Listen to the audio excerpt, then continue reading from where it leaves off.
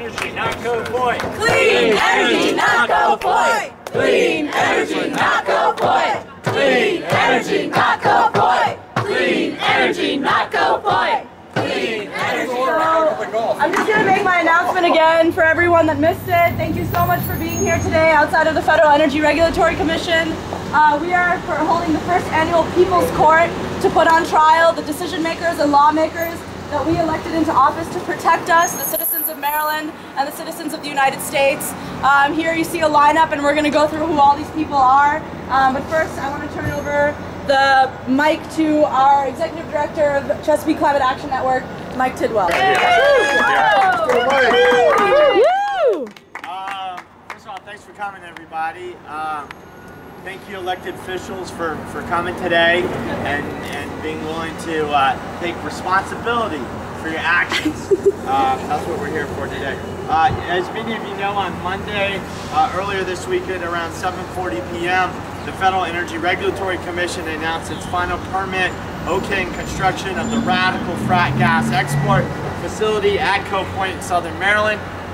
Despite mounds of testimony and scientific data showing that this $3.8 billion facility would incentivize harmful fracking throughout our region and increase smog, FERC refused even to conduct an environmental impact statement for this project, despite a study from the U.S. Department of Energy itself saying that gas exports will likely be worse than coal for the atmosphere over the next 20 years. FERC insisted that this project would create no climate or other significant environmental impacts, which is utterly ridiculous. In other words, the Monday FERC decision on Cove Point was a giant lie. The FERC decision was a massive failure of federal regulatory responsibility and a massive failure of political leadership. That's why we're here today at FERC's doorstep today to convene the people's... We're here today, can y'all hear me? Is that better? That's why we're here at FERC's doorstep today to convene the People's Court on Cove Point, calling on the regulators and elected officials who have failed to stand up for us and issuing our own judgment on this matter. And later this afternoon, our friends in Lusby, Maryland will be holding a press conference in the front yard of the family that is Dominion's closest neighbor, literally right across the street. Dominion's LNG refinery and export facility would be the first ever built in a densely populated residential neighborhood, and residents are angry and they are scared. They'll speak that anger and fear and their commitment to keep fighting later today.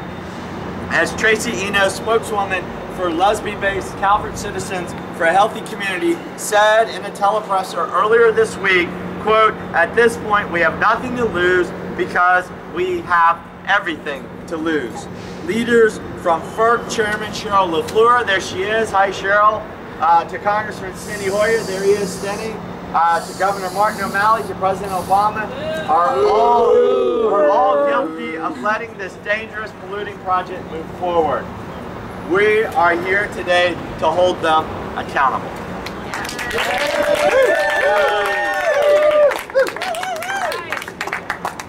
All right, now we're going to kick off the People's Court with the Honorable Fred Tutman presiding. Court is in session. As a judge, I am horrified by these horrible charges. Come now, all, before this court to seek elusive justice and democracy. These are serious charges indeed. The FERC decision is a massive failure and lack of leadership. FERC didn't act on its own. The charges are as follows. President Obama.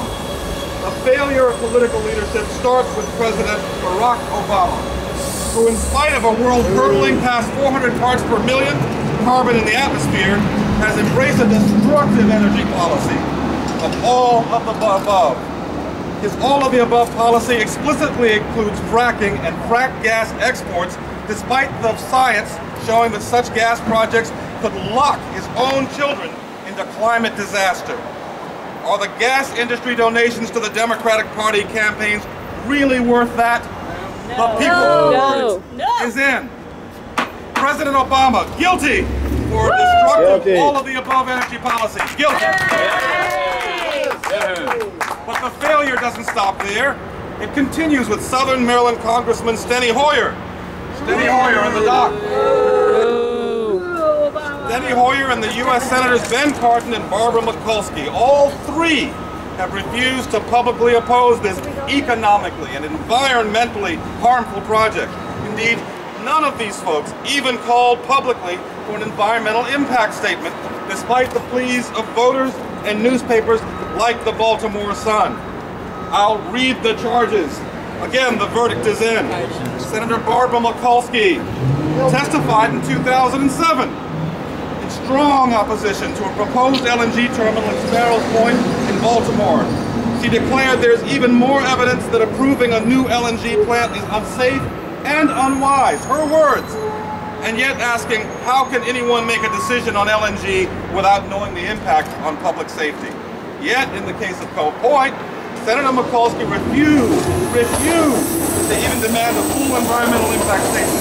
Guilty for failing to demand a full Senator Ben Cardin. There you are. Despite calling climate change among the biggest global threats facing us today, Senator Cardin refused to act on a study from the U.S. Department of Energy itself, showing that gas exports are likely worse than coal for the atmosphere over the next 20 years. Guilty. Guilty. Blatant climate hypocrisy in supporting worse than coal gas exports. Didn't we do Steny Hoyer? Steny Hoyer, we already do him? No. It's not Steny. Let's read the charges. Bring him back up. Steny Hoyer. Hey, we've got Congressman. Bailiff, bring him up. Steny Hoyer has been a proponent of Cove Point since day one, caring more about making things easier for Dominion than about making things safe for his constituents. Representative Steny Hoyer is guilty. Guilty for being Dominion's chief facilitator and Cove Point pollution being harmful to the Bay. Guilty. But the failure doesn't end there. It continues with Maryland Governor Martin O'Malley. Governor Martin O'Malley, despite the pleas of Calvert County, Maryland residents near Cove Point, the governor never ordered a comprehensive safety study to protect local citizens from accidental explosions at Cove Point. In fact, O'Malley literally fell asleep during a hearing on the project with citizen witnesses testifying just 30 feet across from him. He then voted to approve a wetlands license for construction of a large temporary pier on the Patuxent River required to build Dominion's dangerous export facility. Maryland Governor Martin O'Malley, guilty. Guilty for literally falling asleep as citizens pleaded for answers. And the failure continues with the decision makers who should have had Lusby community's best interest most at heart for failing to have the people's back, the Calvert County Commissioners. Residents of Calvert County have endured the betrayal of their own elected officials.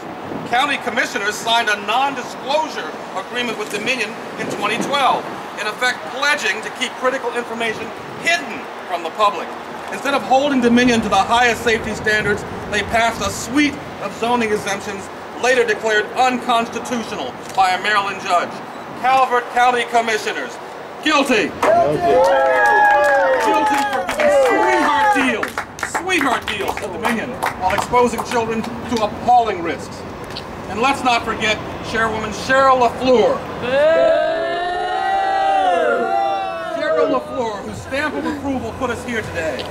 Cheryl LaFleur, during her FERC tenure as commissioner, LaFleur has dutifully voted for virtually every single fracked gas expansion project proposed by the industry. As FERC chairman, she has made no effort to examine, much less change, FERC's rubber stamping ways. She staunchly defends FERC's refusal to connect the very visible dots between fracking, pipelines, compressors, export terminals, and the harm they cause to people like us and to the planet. FERC Chairman Cheryl LaFleur, guilty. Guilty for continuing FERC's legacy as servant of the gas industry, not the public. The people's verdict is in. Yeah, thank you, Judge. Thank you.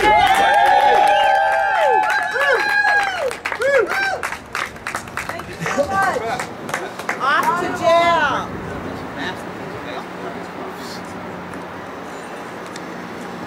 All of these defendants have been declared guilty. Guilty of violating the trust of the American people. Guilty of not diligently pursuing the best possible policy for energy and for public safety. Guilty.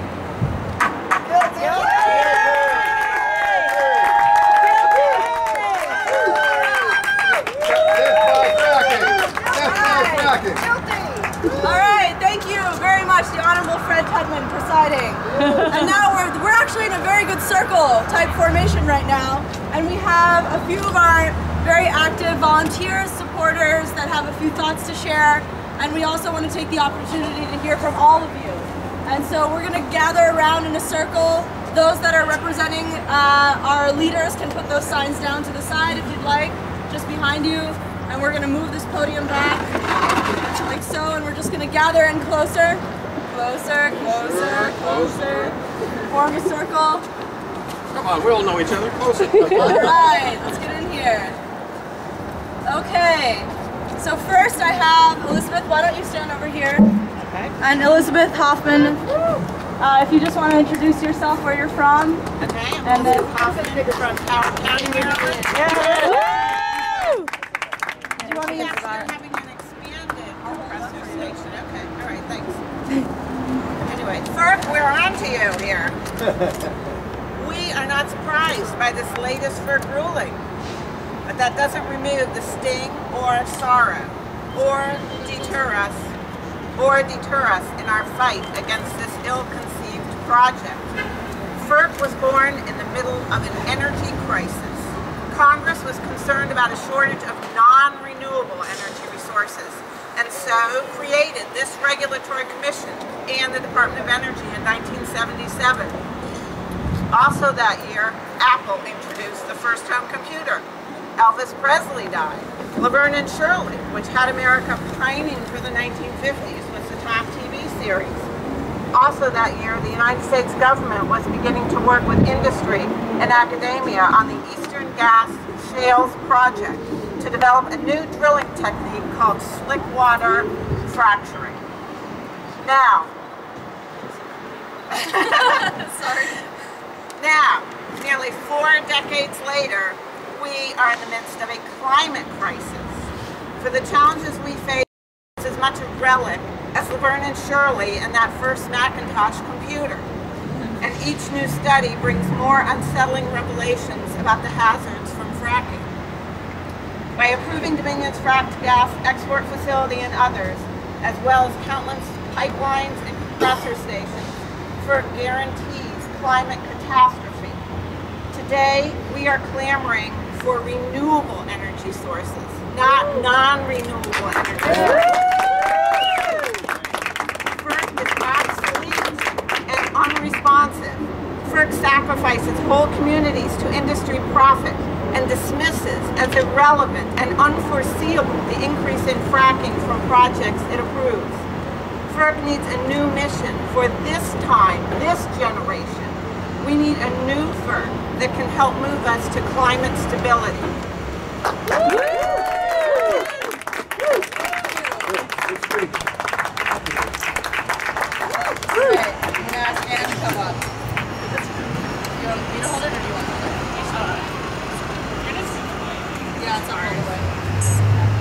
Hello, can you hear me okay? Yeah. I'm Ann, and I'm from Myersville, Maryland, and I've been burnt. Just like our friends in Cove Point, FERC completely overlooked the negative environmental impacts and the negative health impacts that a natural gas compressor station would have on my town. The County of Frederick has the worst air pollution. It got an F from the American Lung Association for ozone, and yet FERC said that that's okay. Build a compressor station a mile from an elementary school and allow that compressor station to emit 23.5 tons per year of nitrogen oxide, an ozone compressor. An ozone precursor. Nitrogen oxide is known to cause worsening asthma, increased hospitalization, The compressor station will also emit particulate matter. Particulate matter which will poison our streams. The compressor site sits just up from the Grindstone Run stream. FERC doesn't care because I'm not the industry. When the industry comes and submits a proposal, they are given a process advocate. I get a pamphlet. FERC doesn't work for the people. FERC is a rubber stamp for the industry.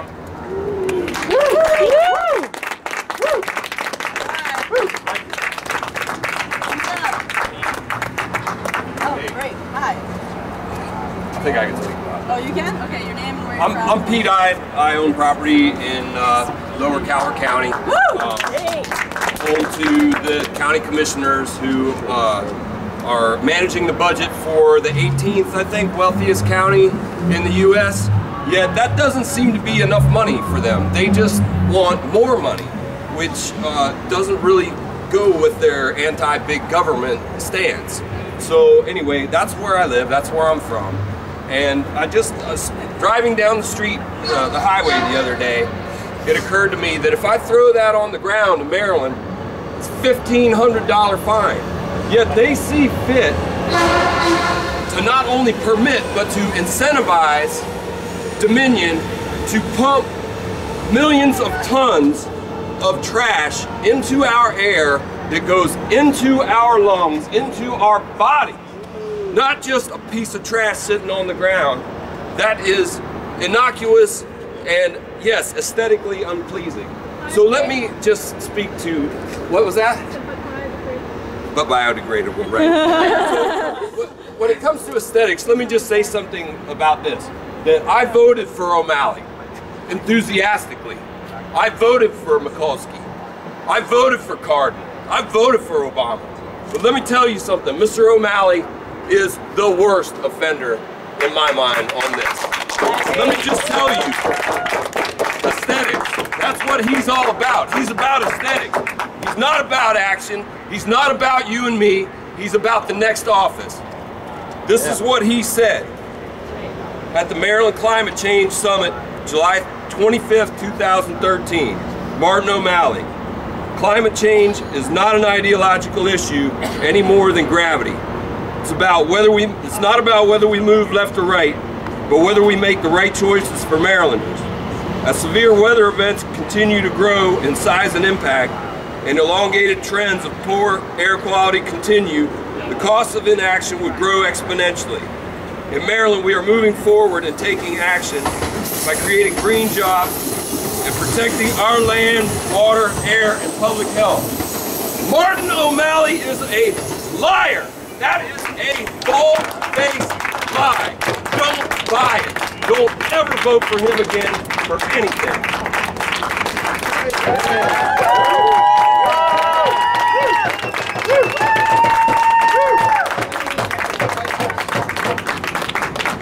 All right, who's up next? Who'd like to share a few thoughts about the decision? Or Speaking of Governor Martin O'Malley. Speaking of Governor Martin O'Malley in Maryland, it's worth keeping in mind that Governor O'Malley kept silent about a highway called the Intercounty Connector that destroyed 18 miles of forest linearly until 2 days after the election when he announced that he was for it. Thanks to Governor O'Malley, who ran against two candidates who both were publicly for the Intercounty Connector and kept his mouth shut to pick up the votes of those who wanted to save the forest. Now we have a $3 billion toll road that nobody drives on, that's nearly empty even during rush hour, thanks to Governor Martin O'Malley. Now, if the Intercounty Connector decision is any guide, we should expect the same on Cove Point. That means we need to look elsewhere than the governor's office to stop it. Right.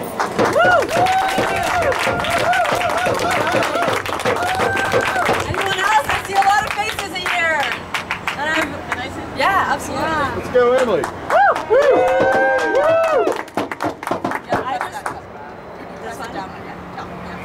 I just want to say that, hi, my name's Emily Worth. I'm with Food and Water Watch. And I don't know if you all saw an article yesterday that said that fracking is going to be the sleeper issue in the 2016 election. And I just want to say that We are growing our movement. We had 400,000 people in New York. We have thousands of people outside of FERC, and we are not going to stop here. We are going to hold all our elected officials accountable, and we are not going to let them approve the 20+ more export facilities that they want. We are just getting started here, and we have to keep fighting together.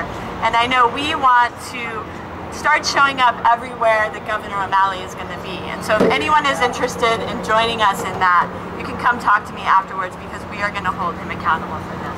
So let's keep fighting together, everyone.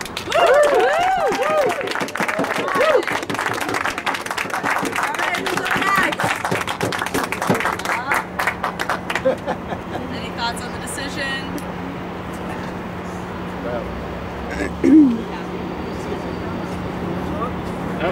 Oh, yeah! All right. Let me try to speak. Okay, and just say your name. My name is Clark Herbert. I'm a retired school teacher from Fairfax County, Virginia. And to me, the issue is that the fossil fuels need to be left in the ground. It's that simple.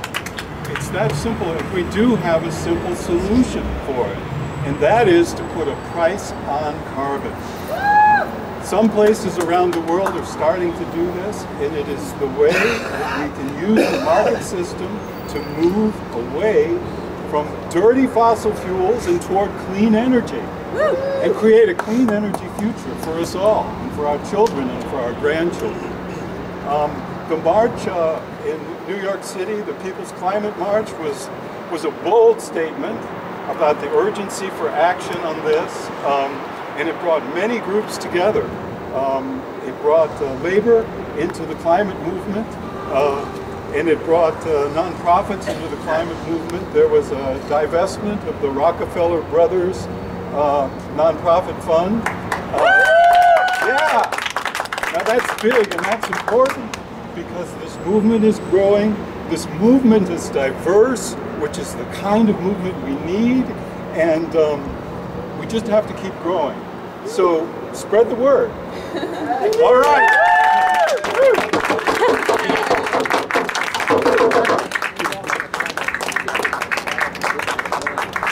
All right, who's up next? Okay. Yeah. You want the microphone? Okay.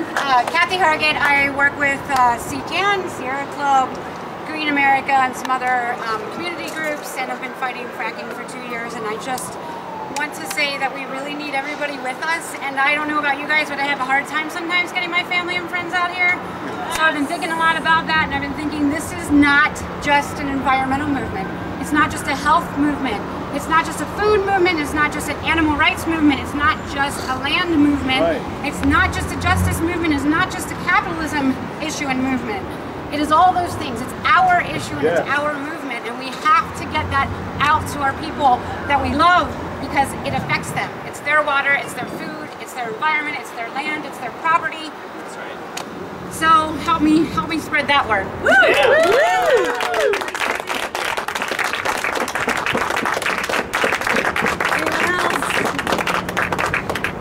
Time for a couple more. New faces. I'll say something. Okay. All right. Hi, good morning. I'm Marcelle Empey. I recently graduated with a Master's in Sustainable Development, but my real interest in this issue is just, I grew up in Annapolis, grew up along the bay, and as they say, you protect what you love, and that's what brought me to the Cove Point march earlier this summer. That's what brought me to New York a couple weeks ago for the march. But today I'm here because I'm a bit angry. I'm not generally an angry person. I was drawn to this issue because of my love for the Bay and my local community.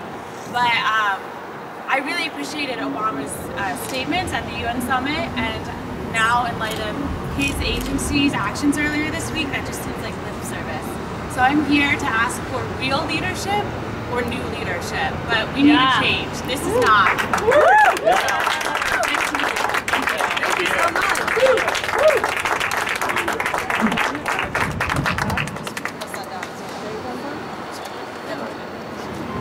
Good morning, my name is Stan Boyd. I'm from Silver Spring, Maryland, and I come here as a person of faith. God has created this beautiful planet, the only blue planet in our solar system, and who knows how far in this solar system or throughout space. But in any case, we have a planet, and all those who love this planet for what it is should be joining us, no matter what faith, no matter what beliefs. This is our survival, and the ice is melting as we speak in Antarctic and in Arctic and in Greenland and on the glaciers on the mountains around the world. And when those are all melted and gone, where's going to be the water for the Indus River, for the Yellow River, for the Colorado River? How are we going to survive? This is a critical time in our history, and I don't know whether we will have very many generations left. Half of our animal species have already gone. We cannot just sit by and pretend like there is no problem. We need all the people to rise up and say, time, this is it, we must act, and we must really change the direction of our country. Thank you.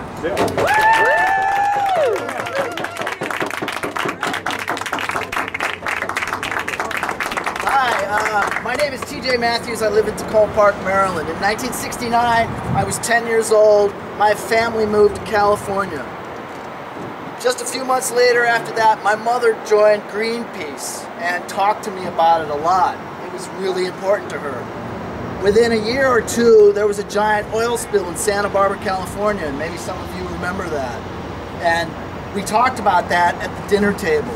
So I gotta say, when we come to these events, we see a lot of people with gray hair and a lot of young people. And we need you. If you're young, you have friends, you have peers. Yeah. We need your energy because some of us are slowing down a little bit. So we need everything you've got. Thank you. Thank you.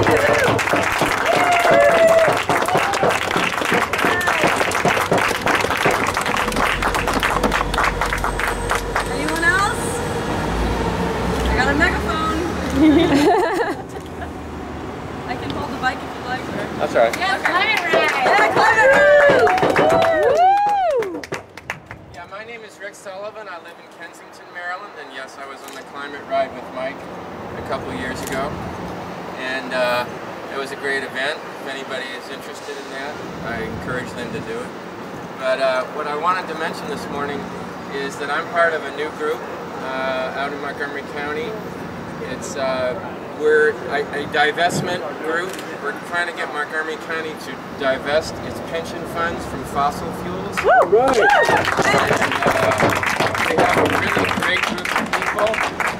We're following the model that's come out from 350.org, and we have a lot of enthusiasm, a lot of momentum. There's a lot of mainstream investment counselors and investment professionals out there that are seeing now that fossil fuels are a really irresponsible investment because they understand that climate change means that the fossil fuels have to stay in the ground, and that's what the fossil fuels company stocks are based on. They're based on burning everything that's in the ground, and we can't do that, and so those stocks are going to be worthless pretty soon. And if you're a responsible investment fund manager, you get the hell out of them. Yeah. So it's a moral issue, it's a economic issue, it's a scientific issue, but it's also an investment issue. Right. Go on 350mofo.org, sign the petition. That would be great. All right. Thanks so much, We have a Facebook site too. Great, thank you. Anyone else? Want to say something?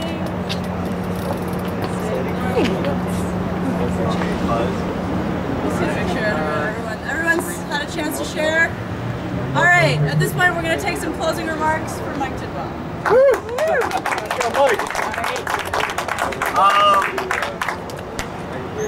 We've been fighting Cove Point for over a year. So many of you here have been in this fight for over a year. If there are things that we could have done over the last year to fight Cove Point that we didn't do, we're not aware of it. I mean, phone calling, emailing, research, lawyers, Freedom of Information Act requests, meeting with politicians, press conferences, telepressers, photography, videography, going to jail, marching, sweating, cheering, singing, chanting, praying, daydreaming, wishing, hoping, and fighting. We've done all that non-stop.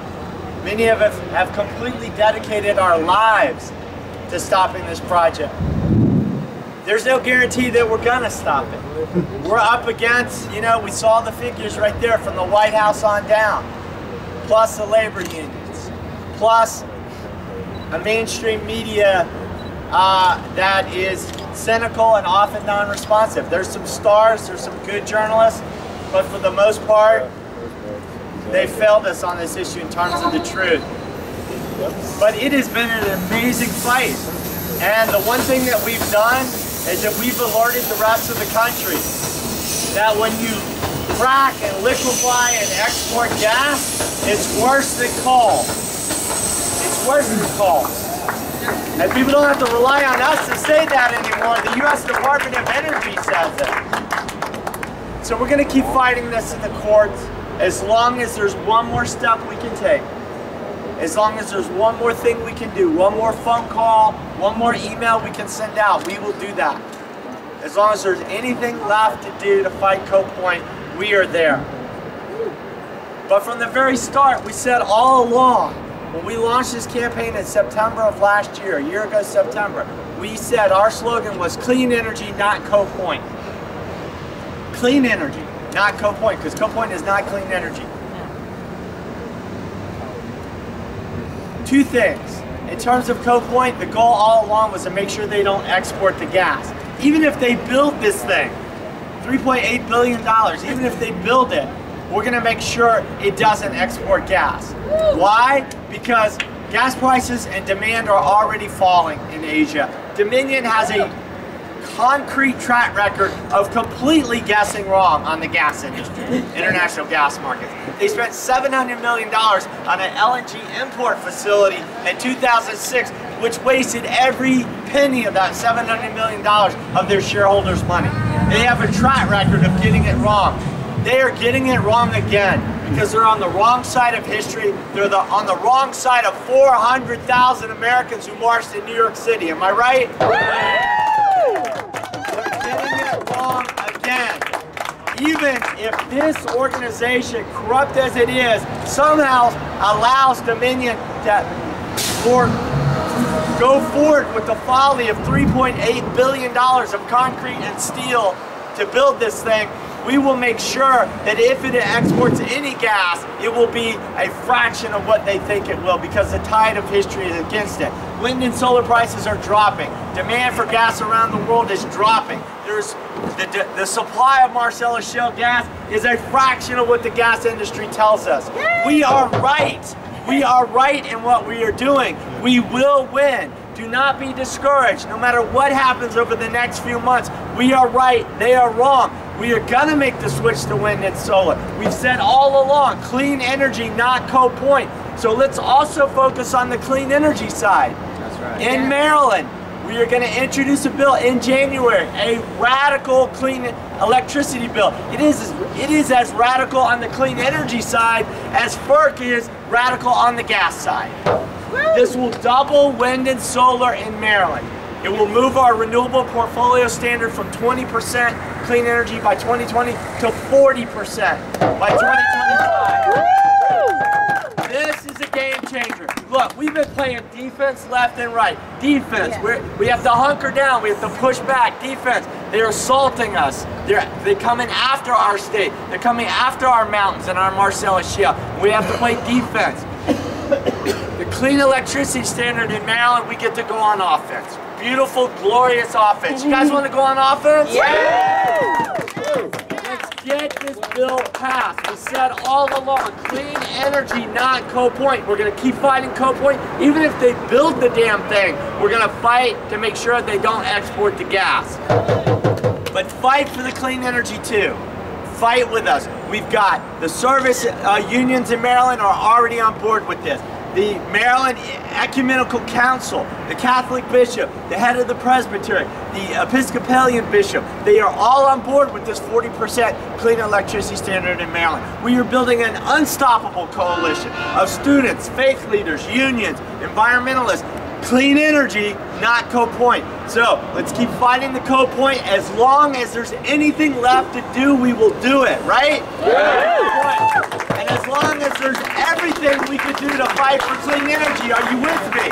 Yeah. Don't give up. Let's keep going. Thanks, everybody.